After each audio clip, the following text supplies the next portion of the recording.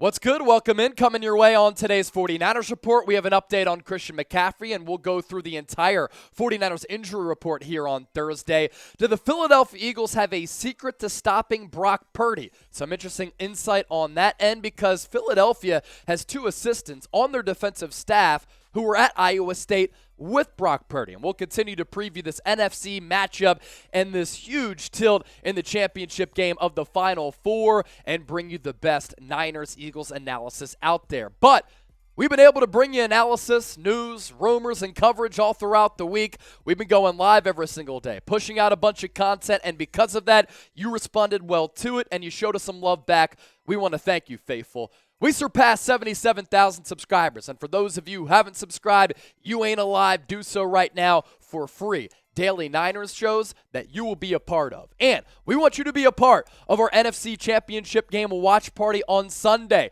We're going to be doing a dual stream on the 49ers Report, as well as Philadelphia Eagles Now. We thought, okay, this is going to be a terrific, star-studded matchup between two teams with excellent rosters, two large fan bases who are some of the most passionate fans in all of sports, and two of the most successful franchises in the National Football League. Philadelphia's made it to 7 NFC Championship games over the last 21 years. For San Francisco, their sixth trip to this point since 2011, so we figured let's have the 49ers Report compete against Eagles Now like these two squads are at and competing on Lincoln Financial Field turf come Sunday. So join us Sunday. NFC Championship game watch party pregame show starts 2 hours before kickoff, 1 o'clock Eastern time, 10 a.m. Pacific. Wake up with us for those of you on the West Coast. Let's begin with the latest on the Niners injury front.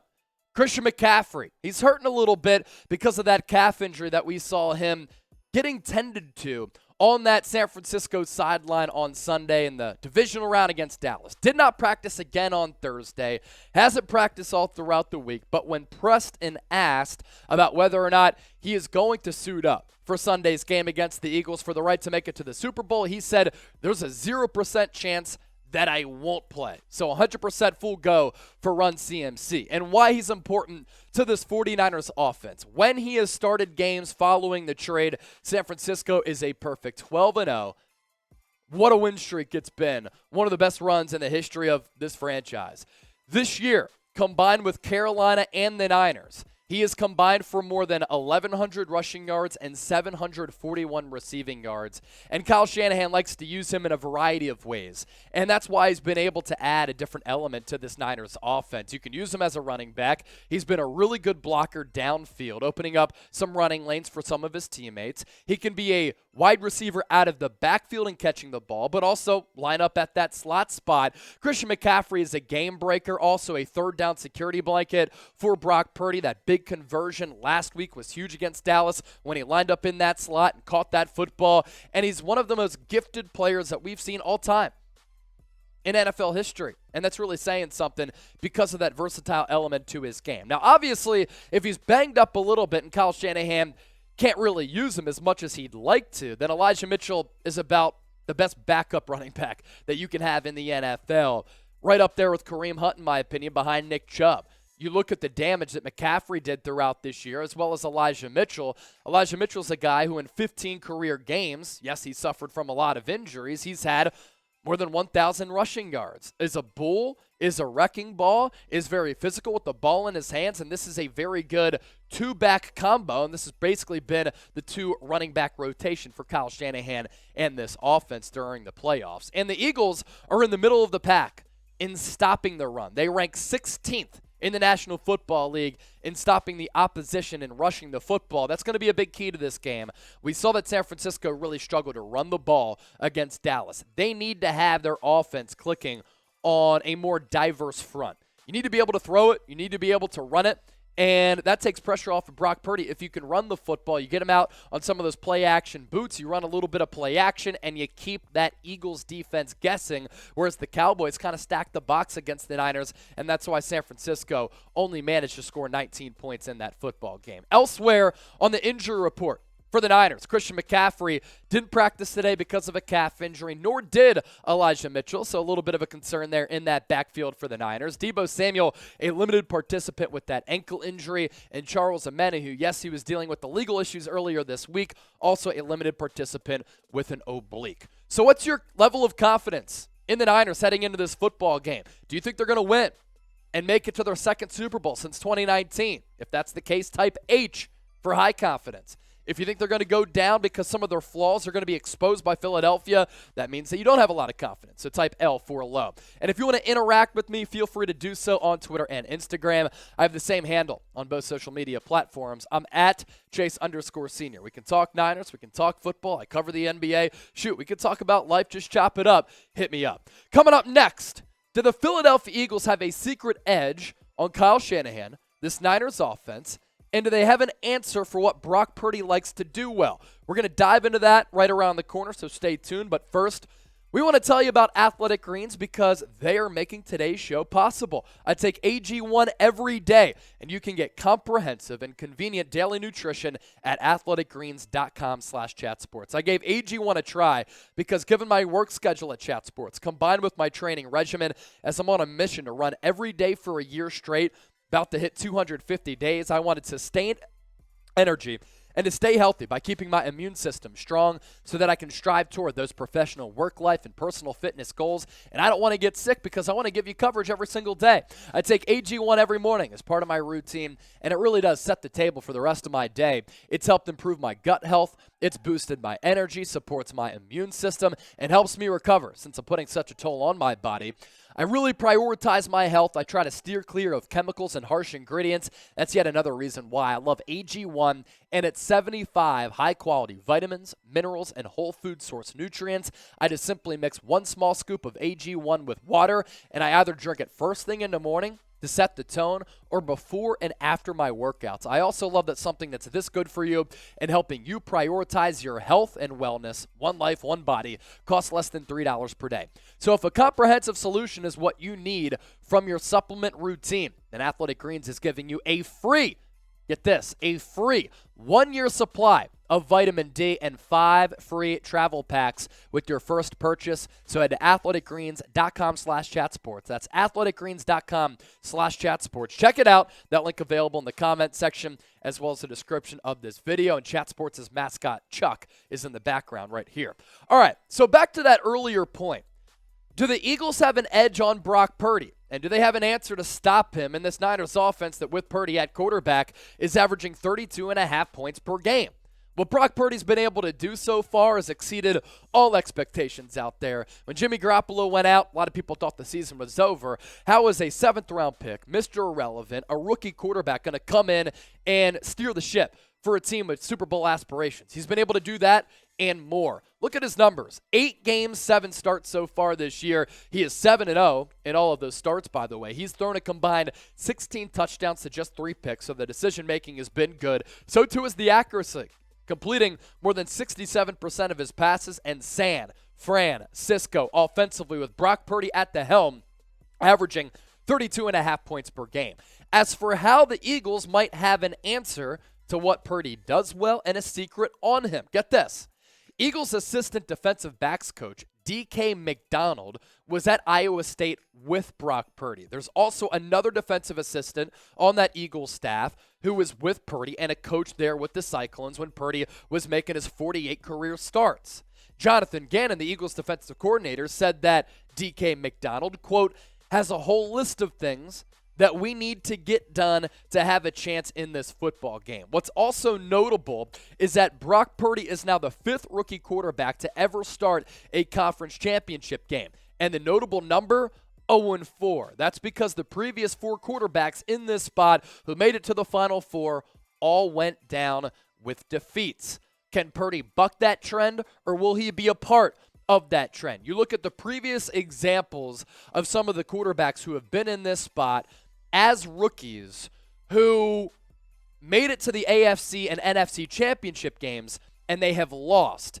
It's Mark Sanchez in 2009, Joe Flacco in 2008, Before that, it was Ben Roethlisberger. And prior to that, 1999, it was Sean King with the Tampa Bay Buccaneers. So the previous four quarterbacks who were rookies to start a conference title game all went down with L's. Can Purdy reverse that trend? And will the Eagles have an answer for him in this Niners offense or not? Speaking of that, how many sacks will the Niners have on Sunday? Because their pass rush going to be important against what the Eagles like to do offensively. Let us know once again down below in that comment section. Some more key matchups to watch out for on Sunday. You look at the 49ers offensive line here. There are some question marks on the front for the Niners offensive line in protecting Purdy and trying to get that run game going. Trent Williams against Micah Parsons only gave up one pressure on Sunday. But other than that, some people were shaky here. Aaron Banks, Jake Brendel, Spencer Burford, Mike McGlinchey. Some question marks going up against a stout and very, very good Eagles defensive front that features a lot of really quality players in Brandon Graham, Fletcher Cox, Javon Hargrave, and Josh Sweat. Fletcher Cox and Javon Hargrave are two of the best defensive tackles in the sport, even though Fletcher Cox is on the last couple of holes of his career, probably on like hole 15, 16 for a golf course analogy. But Javon Hargrave has been one of the better DTs this year. So their matchup against Jake Brendel, against Spencer Burford, against Aaron Banks, going to be huge. So too is either Brandon Graham, Josh Sweat, or Hassan Reddick against Mike McGlinchey. You look at the Eagles sack production, and Hassan Reddick is more of a stand-up pass rusher who can also drop back in coverage as a linebacker. He was second only to Nick Bosa in the NFL this year with sacks. He had 16 of them, had a sack and a half against the Giants, and he was breathing down the neck of Daniel Jones all throughout the night in the divisional round. Javon Hargrave, Brandon Graham, Josh Sweat, all with 11 sacks this year. Fletcher Cox did have 7. So Philadelphia, their bread and butter, sending 4, dropping a lot of DBs back into coverage, which can bode well if they get a pass rush because they can drop a lot of DBs back to counter what San Francisco does well. But if the Niners' offensive line holds up and they can get that play action going, the run game, the pass game, and they can disperse the football with a lot of time, that's a recipe for San Francisco to win this game. Eagles defense also going to be tested by the depth along the 49ers running back room.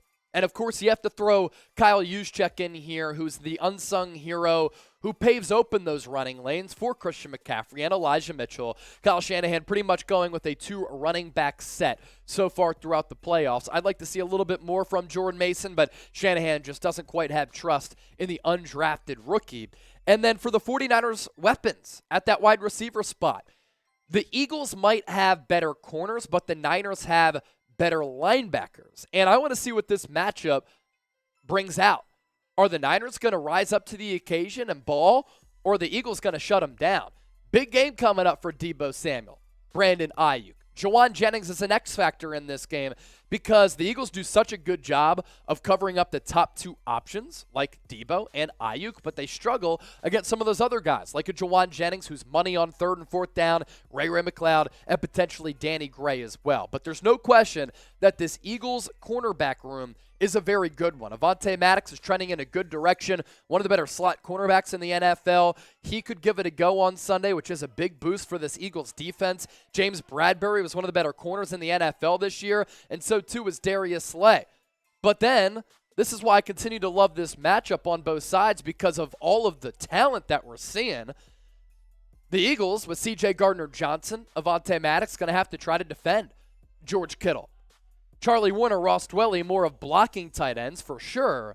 But again, this is a loaded matchup on both sides, and I think this game is decided in the span of a couple of plays because these two teams are so evenly matched. So I asked you this question yesterday, and we got some great feedback. I want to ask you this question again. I want you to be honest. I want to see where your respect factor is. How would you grade the Eagles roster on a Madden scale, 1 to 100? Let us know down below. I think both of these teams are above 90, no doubt about it. And basically this matchup is like a Madden matchup with all of the talent. Deebo Samuel was asked about playing in Philadelphia. It's expected to be a raucous atmosphere. And Niners-Eagles tickets on pace to be the most expensive NFC Championship game ticket in the history of all NFC Championship games. Did I tell you that I'm pumped up for this game? So too are a lot of other people, apparently. 45 million people tuned in to Niners-Cowboys last week. Interested to see what this number gets. Niners, basically the biggest brand outside of the Dallas Cowboys, and Eagles are definitely top 5 across the nation. And again, going back to the atmosphere, Brock Purdy, going to have his hands full. He's going to have to go to the silent count. He won in Seattle. He won in Las Vegas. It's going to be even louder in Philadelphia. Deebo Samuel doesn't seem to be fretting about that. He said, quote, "We know it's going to be loud, but no stadium is as loud as ours. They're at home, NFC Championship. They're going to be all riled up, but we don't feed too much into that." And for Deebo, I understand that you're trying to give respect to your home fans. It gets really, really loud at Lincoln Financial Field, and sometimes people have said Levi's Stadium, even those who are diehard fans, it's not Candlestick. Sometimes it can sound and feel like a wine and cheese crowd. I love the atmosphere at Levi's last week. Is Philadelphia going to be even crazier? We shall see. Sometimes and oftentimes it is a little bit crazier. So who you got in this game? PHI for the Birds, SF for the Niners. Continue to get those predictions into the comment section.